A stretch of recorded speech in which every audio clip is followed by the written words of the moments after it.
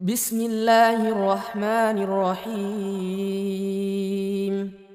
ہمارے سارے اعمال، ساری سرگرمیاں، تگ و دو،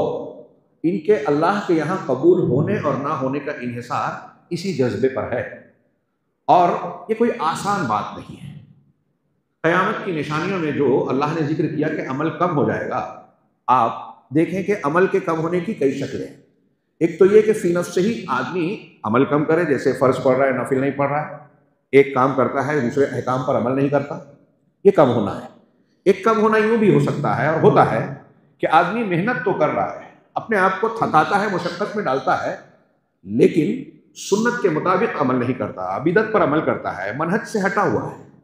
ایک تیسری شکل یہ ہے کہ سنت بھی ہے، عمل بھی ہے، لیکن اخلاص نیت نہیں ہے۔ آپ نے وہ حدیث بہت مرتبہ پڑھی، سنی اور لوگوں کو سنائی ہے، حضرت ابو ہریرہ رضی اللہ تعالیٰ عنہ کے قصے کے ساتھ، کہ انہوں نے تفصیل سے بتایا کہ قیامت کے دن سب سے پہلے جن کا حساب و کتاب ہوگا، ان میں پہلے ایک قاری قرآن کا عالم ہوگا، ایک شہید ہوگا، ایک غنی آدمی ہوگا۔ ان لوگوں کی نعمتوں سے متعلق اللہ سوال کرے گا، ہر ایک کہے گا کہ میں نے علم پھیلایا، میں نے دولت بانٹی، فیاضی کی، میں نے تیرے راستے میں اپنی جان قربان کر دی۔ سب سے اللہ تعالیٰ کہے گا کہ تو جھوٹ بول رہا ہے، تو جھوٹ بول رہا ہے، ہاں، تو نے اس لیے یہ قربانیاں دی کہ لوگ تجھے عالم، علامہ، القاب و آداب سے یاد کریں، تو نے اس لیے کیا کہ لوگ تجھے بہادر کہیں، تو نے اس لیے کیا کہ لوگ تجھے سخی اور فیاض کہیں، جو تو چاہتا تھا وہ مل گیا، مجھ سے تو تمہیں اجر و ثواب چاہا نہیں تھا۔ میں اس میں عرض یہ کرنا چاہتا ہوں کہ یہ موضوع ہم سرسری گزر جاتے ہیں، آج اس کی بہت شدید ضرورت ہے۔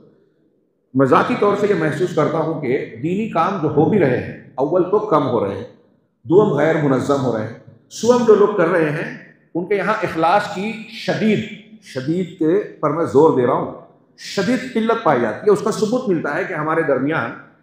اتحاد و اتفاق ہو ہی نہیں پاتا، اختلافات حل ہوتے ہی نہیں ہیں، بڑے فائدے کے لیے چھوٹے مسائل کو قربان کر دینا، انا کو قربان کر دینے والے معاملات دکھائی نہیں دیتے۔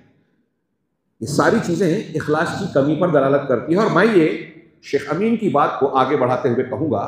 کہ ہم لوگوں کو اس پر خاص توجہ دینے کی ضرورت ہے۔ یہ ہلا دینے والا معاملہ ہے۔ حضرت ابو ہریرہ کا میں نے حوالہ دیا، اس حدیث کے بیان کرنے سے پہلے میں یہ بیان کرنا چاہتا ہوں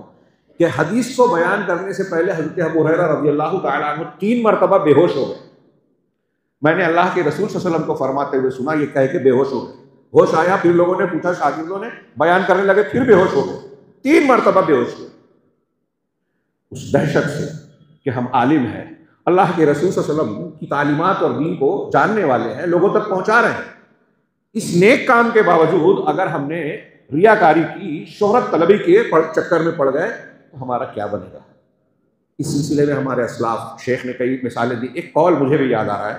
حضرت کعب رضی اللہ تعالیٰ عنہ، جمعہ کے خطبے کے عنوان سے تعلق تھا اس کا، اور اس موضوع سے بھی متعلق۔ انہوں نے کہا ہمیں اور آپ کو اس سے ڈرنا چاہیے، اللہ سے دعا کرنی اور اپنی طرف سے کوشش کرنی چاہیے کہ ہم اس گروہ میں نہ رہیں۔ آپ نے فرمایا کہ آخری زمانے میں، حضرت کعب کہتے ہیں، صحابی ہیں، ہاں، اور وہ پیشین گوئی کے طور پر کہہ رہے ہیں، تو ہم یہ کہہ سکتے ہیں کہ یہ حکماً مرفوع مانی جانی چاہیے کہ آخر زمانے میں ایسے لوگ، ایسے علماء آئیں گے، علماء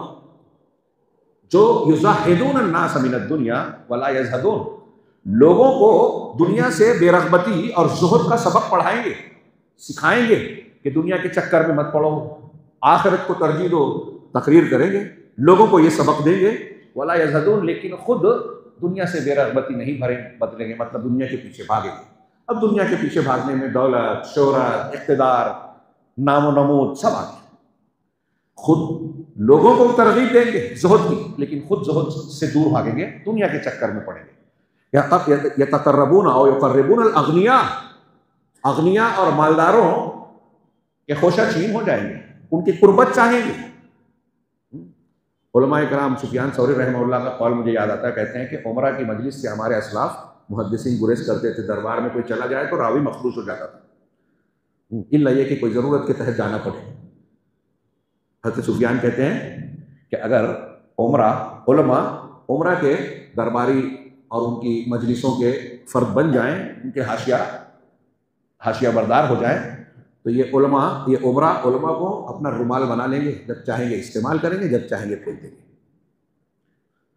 تو علماء کو اپنا وقار، اپنا اخلاص، خیر خواہی برقرار رکھنا چاہیے۔ تو شیخ نے کہا، حضرت کعب رضی اللہ تعالیٰ نے کہا کہ وہ اغنیا سے قربت چاہیں گے، غریبوں سے دور ہوں گے، قربت سے دور ہوں گے، اور آگے آخر میں کہا کہ یہ رحمان کے دشمن ہیں، دین والے نہیں۔ اللہ رب العالمین ہمیں اس مجلس میں بھی اور اپنے ہر کام میں اخلاص والا بنائے، وجہ اللہ کی چاہت میں خدمات انجام دینے والا بنائے۔ السلام علیکم۔ ویڈیو پسند آنے پر اپنے دوستوں کے ساتھ واٹس ایپ اور سوشل میڈیا پہ ضرور شیئر کریں۔